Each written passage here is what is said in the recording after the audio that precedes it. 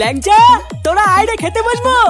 খেয়ে দে, আগে বাসনপত্রগুলো সব ছেলে পেলেকে দিয়ে তুলে ফেলতে হবে, না হলে আর পরে কোনো চোদনা হাত লাগাবে না। এই শুনে বাচ্চা, ফুটো কোথায় না? আরে কাকু, তুমি এত খোঁচে আছো কেন? আমাদের সাথে কি পিকনিক করবো নাকি? চুপ বুকাচুদা, তোদের পিকনিকের গান মারি। আর তুই ছেলে সত্যি করে বল, ফুটো যে পিকনিক করছে, ফুটো টাকা কোথায় পেয়েছে না?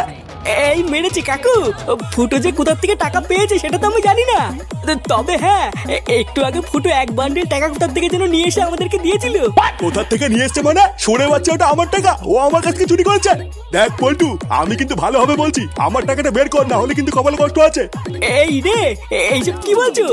আমরা এখন টাকা কোথা থেকে পাবো? আমরা সবাই মিলে তো ওই টাকা দিয়ে মাল কিনে খেয়েছি। কে? আমার টাকা তোরা মালকে উড়িয়ে দিয়েছিস?